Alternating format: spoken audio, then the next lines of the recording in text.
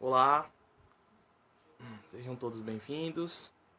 Vamos aguardar um momentinho para esperar as outras pessoas entrarem. Enquanto isso, vamos ficar aqui aguardando a nossa live, esperando mais pessoas entrarem para que possamos começar o nosso Evangelho no Lar. Vamos lá então, vamos aguardando algumas pessoas entrarem. Hoje vai ser um pouco diferente. Estou num lugar um pouquinho diferente, mas vamos aguardar as pessoas que ficarem presentes. E hoje também vai ser um dia especial. Olá, seja muito bem-vindo. Sejam todos bem-vindos. Eu vou aguardar alguns momentos, eu vou aguardar um tempinho para esperar mais pessoas entrarem, tá? Então sejam todos que estão aqui muito bem-vindos. No momento eu só vou aguardar para entrarem mais pessoas e já começamos com o nosso Evangelho no Lar. Sejam todos muito bem-vindos, estamos muito felizes pela presença de todos. E hoje em especial vamos fazer uma homenagem. Mas vou deixar mais pra frente para explicar como vai funcionar. Sejam todos muito bem-vindos. Agradeço a presença de todos. Fico muito feliz. E bom, acho que já vamos começar então. Vamos primeiro... Eu quero que todos que estão entrando agora, eu quero que neste momento elevem seu pensamento a Jesus. Não pensem mais em nada que esteja ao seu redor. Foquem apenas nesse momento da oração. Eu peço que separem um copo de água, que deixem ao lado, em algum instante, ou algum lugar bem próximo de vocês. Opa. Boa tarde a todos. Então, vamos continuar. Separem um copo d'água, deixem ao lado de vocês. E vamos fazer, através desse copo, fazer boas vibrações para eles. Ok? Então vamos começar com a nossa prece inicial, trazendo um pouco de luz, de amparo. Então vamos lá. Pai nosso, que estais no céu, santificado seja o vosso nome. Venha a nós o vosso reino. Seja feita a vossa vontade, assim na terra como no céu. O pão nosso de cada dia nos dai hoje. Perdoa-nos as nossas ofensas, assim como nós perdoamos a quem nos tem ofendido. Não nos deixeis cair em tentação, mas livrai-nos do mal. Amém. Bom, então agora vamos iniciar a leitura do Evangelho. Aqui, ó, Evangelho do Espiritismo. E eu vou entrar no primeiro assunto que vamos abordar, que está no capítulo 14, a parábola de Jesus que fala: quem é minha mãe e quem são os meus irmãos? Ok? Então, vamos lá. E tendo chegado à casa, nela se reuniu uma tão grande multidão, de um povo que não podia mesmo tomar o seu alimento. Seus parentes, sendo sabido disso, vieram para apoderar-se dele, porque diziam que haviam pedido o Espírito. Entretanto, sua mãe e seus irmãos, tendo vindo, ficando ao lado de fora, mandaram chamá-lo. Ora, estava sentado ao seu redor e lhe disse: vossa mãe e vossos irmãos estão lá fora vos chamando. Mas ele lhe respondeu: quem é minha mãe? E quem são os meus irmãos? E olhando aqueles que estavam sentados ao seu redor, ele lhes disse: minha mãe e meus irmãos, estes são minhas mães e meus irmãos. Porque todo aquele que faz a vontade de Deus é meu irmão, e minha irmã e minha mãe. São Marcos. E fazendo uma breve leitura agora da reflexão de Kardec, ele vai falar um pouco a opinião dele, né, no caso. Certas palavras parecem estranhas da boca de Jesus e contradizem com a sua boa vontade e sua inalterável benevolência para com todos. Os incrédulos não deixaram de fazer disto uma arma, dizendo a ele próprio que se contradizia, um fato irrecusável da doutrina que tem por base essencial, por outra pedra angular, a lei do amor e a da caridade. Não podia, pois, destruir de um lado e se estabelecer do outro. onde é preciso tirar consequências rigorosas de que certas máximas estão em contradição com os princípios. É que a palavra que lhe atribuem foram expressadas e mal compreendidas, e não são dele. Se não for compreendida e for uma palavra alterada, né? Admira-se com a razão de ver as circunstâncias. Jesus mostra tanta indiferença para os seus parentes e de alguma sorte renegar a sua mãe. Bom, eu vou fazer agora a análise dessa parte. A análise de Kardec é um pouco maior, mas eu vou resumir aqui para vocês e vou explicar como funciona essa parábola. Bom, a parábola inicia, né, de Jesus, que ele fala: quem é minha mãe e quem são os meus irmãos? Nesse caso, Jesus, no meio da parábola, ele está comendo com várias pessoas, uma residência, e aí, só que está lotado, tem muita gente, e o pai, quer dizer, a mãe dele chega e os irmãos dele. E então, no meio da recepção, Jesus fala: quem são chega um atendente para falar com Jesus e fala para ele que a mãe dele e os irmãos dele estão lá fora. Enquanto Jesus estava num banquete junto com todos, e não tinha mais espaço para entrar mais ninguém. Então, Jesus fala para ele de quem é meus irmãos e quem é minha mãe. Essa parábola pode ser muito mal interpretada mesmo. Porque Jesus mostra nessa hora que ele simplesmente não, supostamente na parábola mostra que ele não deixa ninguém entrar, nem a mãe dele, nem os irmãos dele. Mas isso não tem esse sentido. Primeiro de tudo porque em uma parábola anterior de Jesus ele fala: respeitai os seus pais. É uma forma mais simplória de dizer. Então ele estaria se contradizendo se não deixasse a mãe e os irmãos dele entrarem. Essa parábola diz que não existe diferença entre as pessoas, tanto encarnadas como desencarnadas. Todos somos irmãos de espírito. A matéria é apenas um revestimento que nós nos vestimos para que possamos evoluir. Não importa a cor da pele, não importa como você seja, alto, baixo, todos somos irmãos. Esse o fundamento dessa parábola. É demonstrar que todos somos iguais e todos aqueles que velam por Deus são iguais. E até aqueles que, infelizmente, ainda não acreditam nele.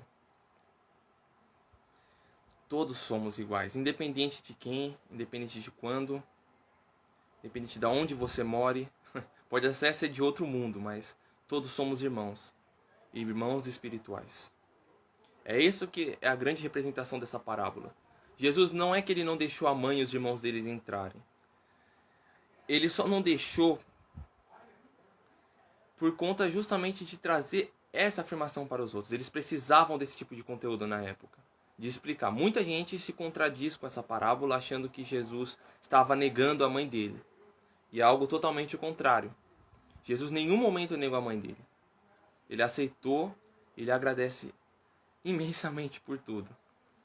Ele sempre se mantém junto de todos e não é à toa, né? Que o que Jesus fez? Saindo nas viagens dele, uniu um grupo de pescadores, várias pessoas que ele não conhecia e que ele nem sabia quem era, mas sabia que todos eram irmãos dele. Independente de profissão, independente de quem você seja, todos somos irmãos. E eu queria trazer mais uma elucidação, que hoje é um dia especial para o Espiritismo. Vamos fazer hoje uma homenagem em relação, talvez, ao homem mais importante que surgiu no Espiritismo, que foi o codificador do Espiritismo, o Allan Kardec. Sim, hoje foi o dia em que Allan Kardec nasceu, e decorrente disso eu queria explicar mais um pouco e falar quem foi Allan Kardec, esse grande homem aqui, ó, que está aqui na capa, o codificador do Espiritismo. Não. Primeiro de tudo, vamos começar com a palavra codificador.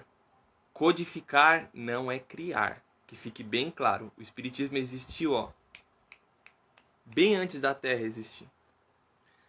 Porque os espíritos são imortais e vivem eternamente. Já existia um universo muito antes do Espiritismo existir. Bom, então vamos lá. O Allan Kardec, o Hippolyte Lizard Rivael Leon, ele foi um educador francês. Foi é um homem extremamente inteligente. Ele alterou, ele fez parte da modificação do ensino na França. Sim, ele teve grande influência nisso. Escreveu vários livros. Porém, após um longo período, sucesso, lá entre os 50 anos de idade dele para cima, acho que uns 52, ele começou surgiram vários fenômenos na França, fenômenos muito estranhos, que seriam das mesas girantes. Esses fenômenos começaram a se alargar não só na França, mas no mundo todo. E, em específico, estavam acontecendo com muita frequência na cidade onde o Allan Kardec estava. Então, nesse período ele começou a ficar intrigado com esses fenômenos, mas não dava tanta atenção, porque como ele fazia parte do comitê científico da França, ele não dava tanta atenção para isso, porque ele achava que era apenas chacota e era motivo de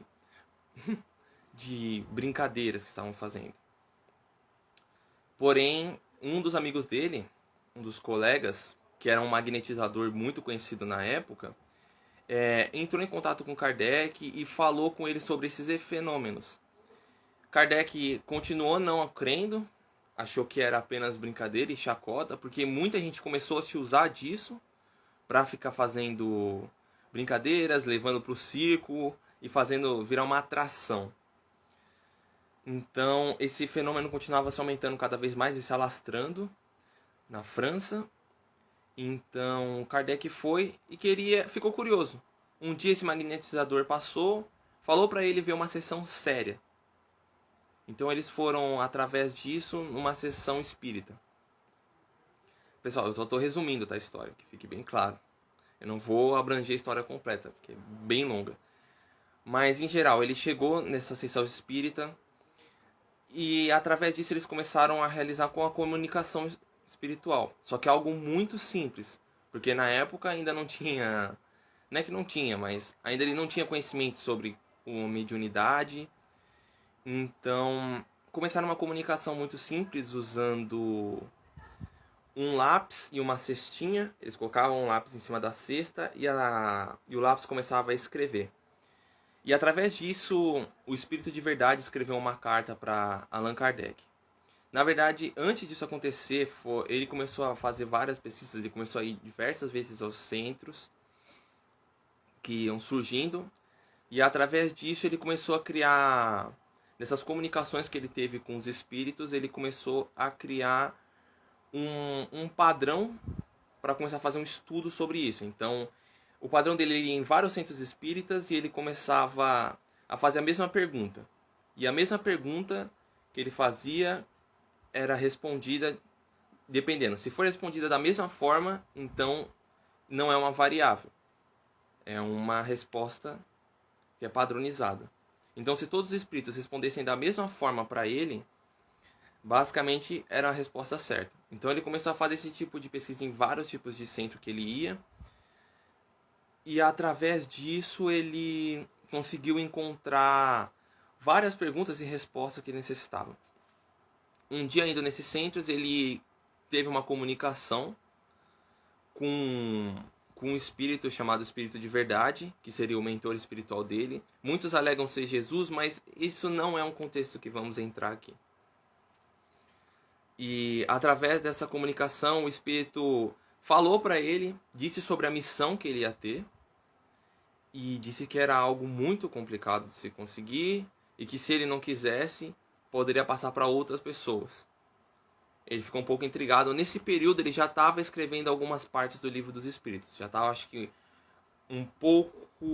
acho que até a metade já estava concluído. E o Espírito da Verdade contou mais sobre ele, sobre o próprio Kardec, né? Que na verdade Allan Kardec é o nome de uma reencarnação anterior dele, não é o nome dele. Ele era um druida, era como podemos dizer, um professor, é um professor, vamos dizer em poucas palavras, né?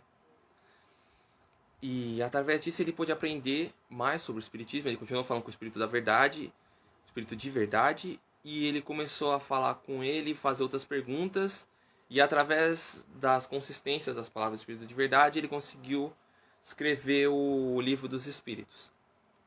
E assim continuou por vários anos até ele continuar escrevendo outros livros, né, da doutrina, desde o Livro dos Médiuns, o Evangelho segundo o Espiritismo, o Céu e o Inferno e a Gênese, que é o Pentateuco principal. Para quem quiser entender o Espiritismo, eu recomendo ler os 5 livros. E tem os livros complementares, claro.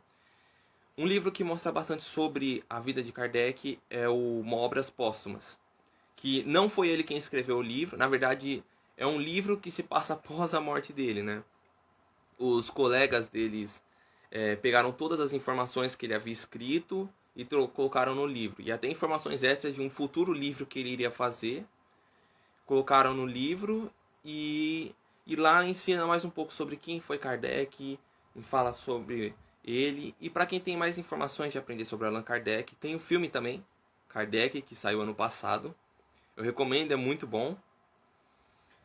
E bom, essa foi a nossa pequena explicação sobre o Allan Kardec. E a partir desse momento vamos sintonizar e fazer vibrações para todos que estão presentes aqui na live.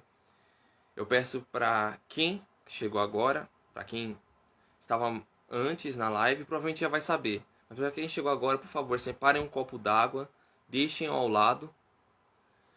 E pedimos para todos que comecem a sintonizar num pensamento de paz, de amor, que possamos elevar nosso pensamento, que possamos trazer um pouco de luz, que através dessas palavras os nossos amigos espirituais nos deem um passe e ampare a todos que estão sofrendo.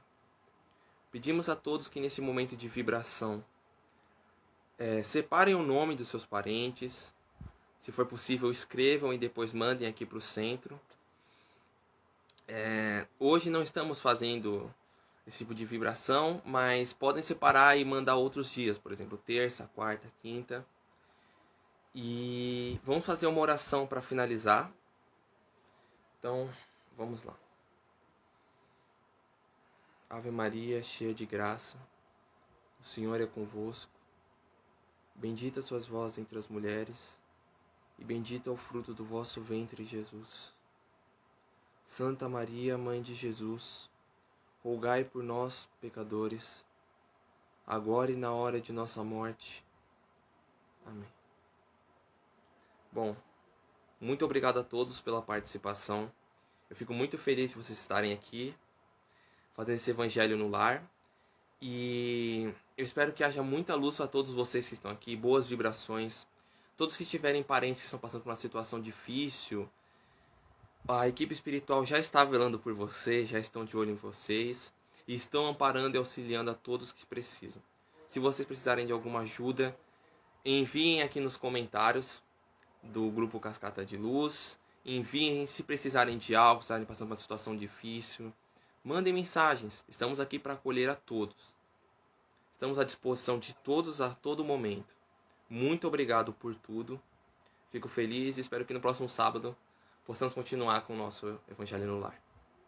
Que Deus abençoe a todos e que haja muita luz no caminho de vocês.